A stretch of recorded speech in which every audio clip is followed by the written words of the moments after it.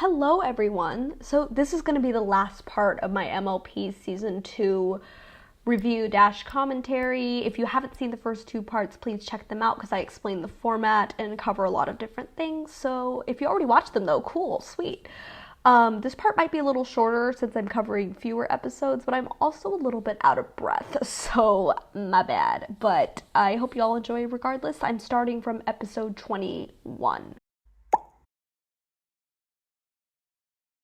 So, wowzer, Fluttershy was brutal at the start of this episode, and Rarity proves to be as Rarity as ever, but at the beginning, I do think the main six were a little, or I guess main five, were kind of mean to Spike, but I kind of thought of it as like a little kid trying to be big and scary, and you can't help but laugh because of how tiny they are. Spike understandably is hurt, and he sets out to find who he is once and for all, which I respect. Luckily, the ponies do support him and remain on the sidelines for cautionary purposes. Unfortunately, the teenage dragons turn out to be jerks and are like, oh, you're not a real dragon. And while he fails a lot of their stupid games, like, he proves himself to be way more durable than a normal pony.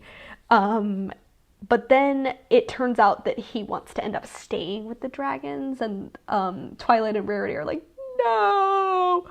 But then he sees that they're, like, greedy and want to, like, destroy these innocent phoenix eggs, and he's like, no, I'm not willing to do that, despite being a dragon.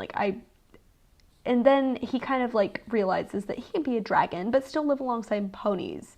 He's become who he is by being around them, and he's okay with that. It also seems that he now has a new little friend. Honestly, I don't really care for this episode, but it does do a good job of personifying Spike. And I also like the message that it's okay to not fit in exactly into one identity group.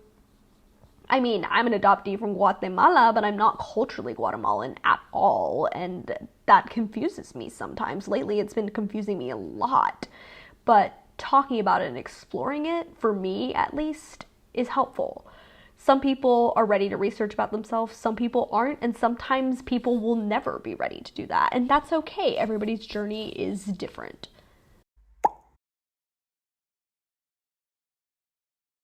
Okay, first of all, the mule in this town might be the realest one, because he takes all of the stereotypes that are thrown to him and just owns it, so I give him props. But I've always liked this episode, even when I was younger. Fluttershy is self-conscious about being a weak flyer, especially since Ponyville has been selected to provide the rainwater for the year. But what I really took away from this episode is that everyone has different strengths, and sometimes a personal milestone is different than a group milestone. Spitfire, the Wonderbolt captain, even says, you didn't break the record, but Ponyville beat the odds and provides enough water for the rest of the year despite multiple ponies being out sick. And even though Fluttershy's wing power doesn't seem like much, she ends up being the hero in this situation, and she works really hard to get better and manages to be the difference between success and failure. And for once, we can stan Angel, because he's actually a really good cheerleader and coach when it comes down to it. I do understand that Fluttershy felt really self-conscious about having the weakest flying score, but keep in mind she quadrupled her original result in less than a day. That's not too shabby.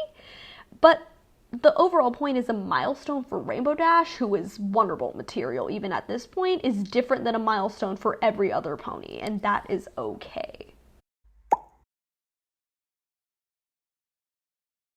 Again, some things come naturally to some people, and forcing yourself into doing silly activities just seems kind of stupid.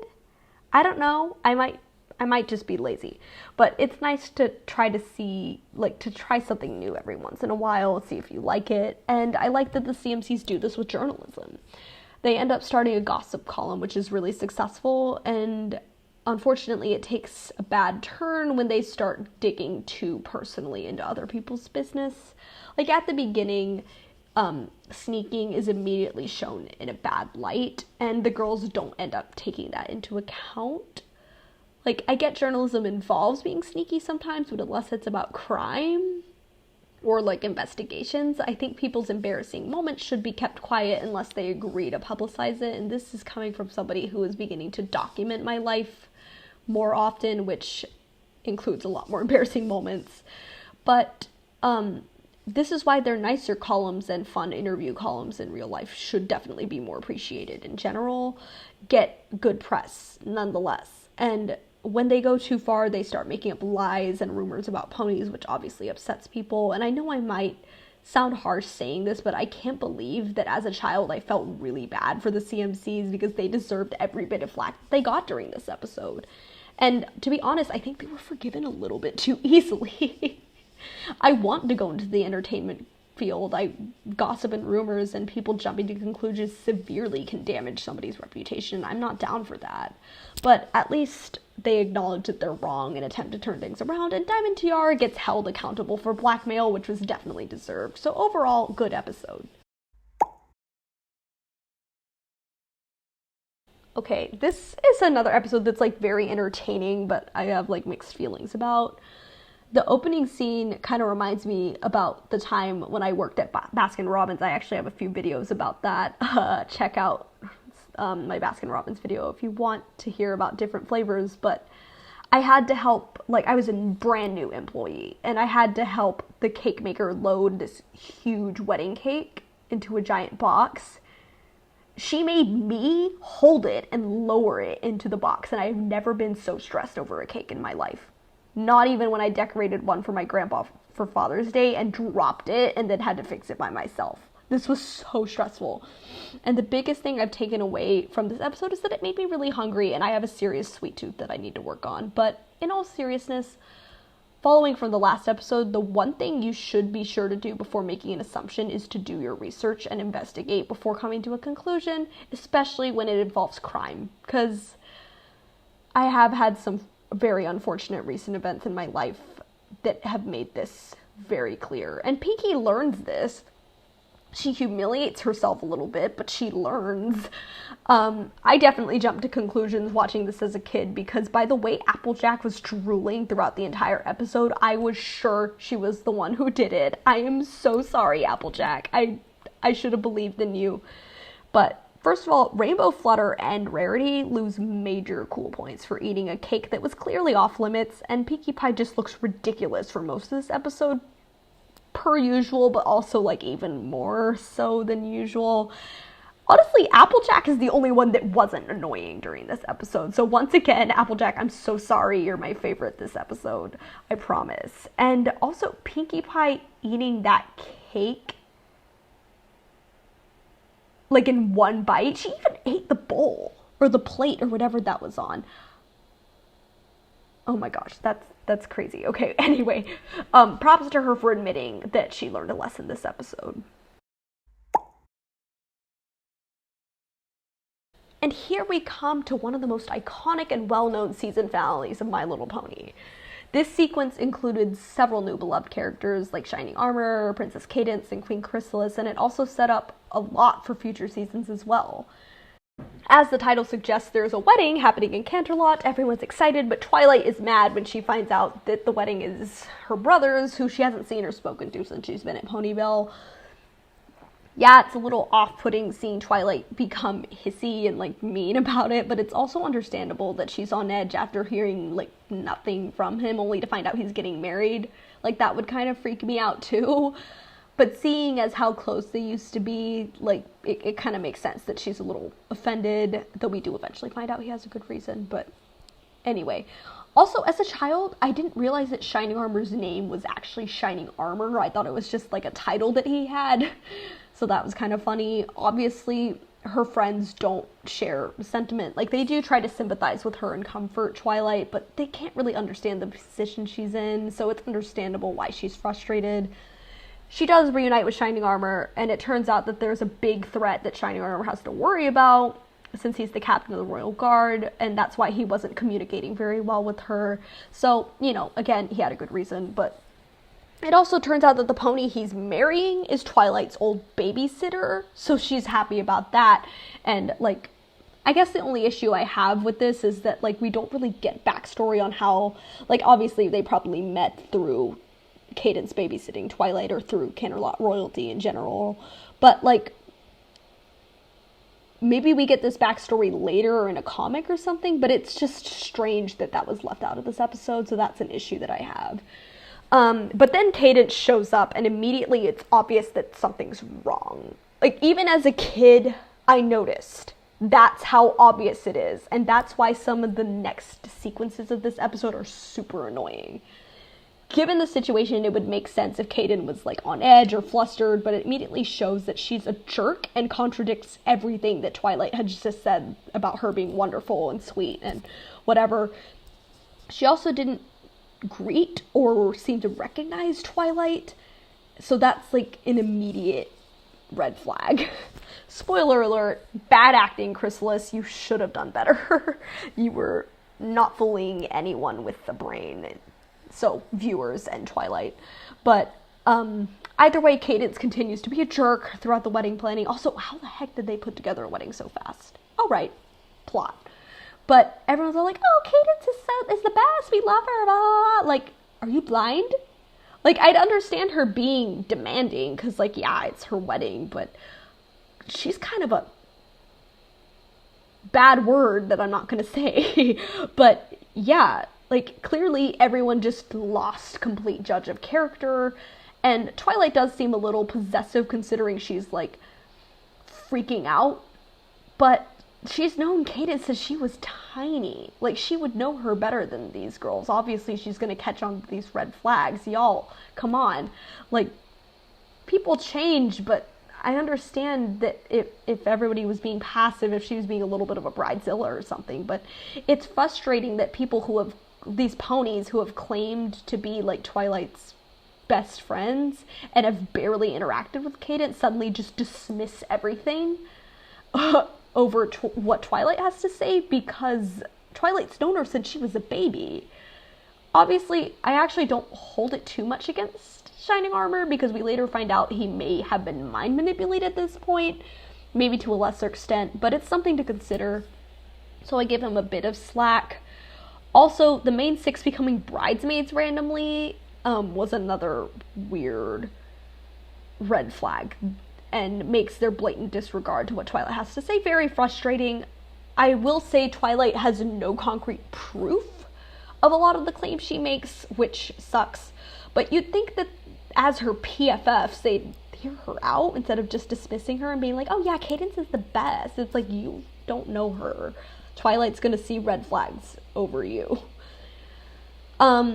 But then Twilight does stand her ground during the wedding rehearsal, and it backfires, because it was handled poorly. I mean, she has no proof. She just starts screaming basically at everyone, so Shining Armor easily refutes everything she says, and Cadence - Chrysalis suddenly gains acting skills, so Twilight ends up looking crazy, and it is frustrating that her friends just kind of go like, and like walk away, including Celestia, who I feel like should have like realized like, Twilight, are you okay? Like, should we talk about this? Again, possible that Shining Armor was being brainwashed, so I'm willing to cut him a bit more slack, but, like, again, why didn't you hear her out? I also just realized that they should have noticed the difference between Cadence's magic, since it's supposed to be blue, but it was actually green. I guess they don't notice these kind of things. I don't know. Maybe I'm overanalyzing this, but those were some issues that I had with this part of the episode, but we shortly find out that Twilight was definitely right, and Cadence traps her and captures her, and it turns out that false Cadence, who claims that she's going to use Shining Armor for her plan, begins taunting Twilight, and Twilight goes after her. In that process, she ends up finding the real Cadence, who proves her identity by doing their Sunshine ritual, which is really cute, by the way. And now I miss my babysitter, my old babysitter, but who also married her boyfriend, is still together, and now has a cute little family. So this was kind of relatable, honestly. But Cadence and Twilight team up, and then we get one of My Little Pony's most epic and iconic songs, This Day aria. I didn't know what an aria was when I was little, but now that I know, I have no issues with the song nor its title.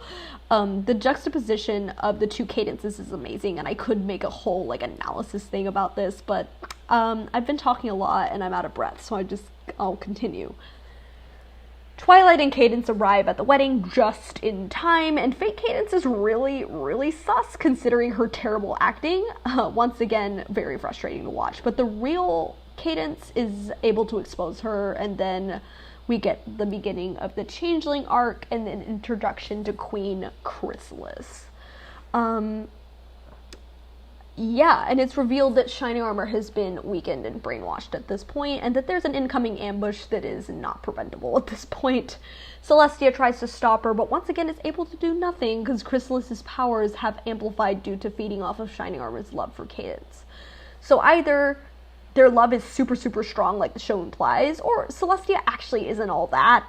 No shade, but she has not been very impressive at all throughout these first 2 seasons, so meh. No shade, but she hasn't really, helped against any of the main villains. So, of course, once again, it's up to the main 6 to retrieve the elements of harmony. The Changeling Army breaks through, and we get a really good action scene. It's definitely one of my favorite, fight scenes. Every pony does their own thing except Fluttershy, but she stays in character, so fair. They hold their own, but they're too many, and they get captured. Honestly, it was really satisfying to see Chrysalis call everybody out for being too caught up in the wedding to listen to Twilight. Ain't that the ugly truth? At least Applejack has the decency to apologize, but it would have been better if everyone did, because boy, do they look stupid now. Luckily, Chrysalis does the whole villain, ha ha ha moment, and this allows Cadence to go to Shining Armor, and together they, combine their powers and vanquish Chrysalis and the whole Changeling Army. Yeah, this scene is a little on the nose and cheesy and honestly anticlimactic, but it's actually really visually beautiful, and I definitely think about this episode a lot, so I'll let it slide. They get their happy ending. Celestia congratulates Twilight, as she should, because otherwise she done screwed up this episode. As a kid, I hated the animation of Shining Armor and Cadence kissing, but they're ponies, so it's bound to look a little strange. And then Queen-Princess Luna shows up, fashionably late as she should. I don't really care for Love is in Bloom, but overall this was a cute ending, and I enjoyed watching it. The finale holds up, and now I'm going to get into the overall thoughts of the whole season. I'm really glad that I rewatched this season. I wish that I binged it like I did with season 1, because then it would have been easier to formulate my thoughts, but I'm still glad that I did, because I feel like some of my opinions changed, some of them stayed the same, and now I'm able to kind of figure out why. I love the premiere and the finale. I do feel like this season had both more and less world building at the same time, and it didn't quite flow as well as season 1, despite having some really good standouts. Certain ponies stood out to me more in this season, and I vibed a little differently than I did with the previous season. I decided to not try to, find out what I took away from each episode, and tried to see how, each character grew and learned throughout the episode, and what my thoughts were on that. But compared to season 1, I feel like this season had higher highs, but maybe lower lows, and I feel like I took more away from rewatching season 1, but that also might be because I straight up binged it all at once instead of taking huge breaks due to my schedule being a little crazy this year. But this season had a lot of hidden gems that I completely forgot about, so I got more out of rewatching that and figuring out why I may have felt the way I did about certain episodes when I was younger. So yeah, I'm really happy that I rewatched this. I didn't do this for last season, but I'll list subjectively my favorite, least favorite, and pleasant surprises episodes that I want to talk about. So least favorite by far was Mystery Mirror Duel. I hate that episode, period. I think it might be my least favorite so far, though there were a few in season 1 that I was kind of meh about, so I'll think on that. Favorites were the finale, specifically part 2, because part 1 is actually really frustrating to watch. And Family Appreciation Day, I don't care, fight me. It's my favorite episode, so deal with it. At least this season. Some pleasant surprises or honorable mentions are Sweet and Elite. I really like that. It was just like a feel-good, lesson well-learned episode. The last roundup, which has a lot of gems throughout, and Return of the Harmony, because I think it's a great premiere to the season as a whole, and a great introduction to an iconic character. I didn't do this last season either, but I decided I'd rank the main 6 based on like favorite to least favorite. Last season I don't know if I like outwardly stated this, but my favorite was Fluttershy, and then Rarity and AJ, and then it went Rainbow Dash, Pinkie, Twilight. Sorry, Twilight fans, I promise I still love her. But again, I like all of them, but that's just like who I vibe with the most, who I vibe with the least. So that was for season 1, and for season 2, I would say number 1 is AJ, and then maybe Rarity and Fluttershy. Like, honestly, the only thing about Applejack I didn't like was, like, during a Canterlot wedding. She was kind of annoying during that episode. Rarity had her great episode. Fluttershy was a little bit more annoying this season, but she still was overall very pleasant. I liked her character a lot. Twilight had more moments. I guess I put her fourth, like, where I related to her, but again, she had her annoying moments, so that's that. Rainbow Dash and Pinkie, I found annoyed me the most throughout this season. Like, obviously, I still love them, but they just, you know, I vibed with them less this season, so they end up 5th and 6th place. Or maybe tied for 5th. But yeah, I'm really glad that I rewatched this season, because I realized I actually forgot a lot of episodes, and some really good episodes too, so I'm really glad that I rewatched it. I hope that y'all enjoyed this episode. This is part 3 of 3, so I'll be ending it off here. I'll probably do the next season of Ninjago next, because I'm really itching to rewatch Ninjago, and then I'll continue to alternate between My Little Pony and Ninjago, and then maybe I'll throw something else into the mix. I'm thinking maybe Total Drama with the reboot coming out and stuff, but maybe I'll do a poll and see what you guys think. But yeah, I'm willing to do more of these reviews. I'm really excited about rewatching the rest of MLP and Ninjago. And I will also be continuing my Miitopia series, which I've had to put on hold for a while, but I'm super excited to continue. And I hope you guys enjoyed this episode. Again, please comment. I love hearing people's opinions about My Little Pony. Even if we don't agree, like, I just love hearing different perspectives, because it widens my perspective. And if you disagree, that's totally cool. Just please be respectful about it, and I'll respect your opinion. I hope you enjoyed this video. Please like and subscribe if you want to see more of this, and I'll see you all next on Dream World and Nostalgia Trip. Bye!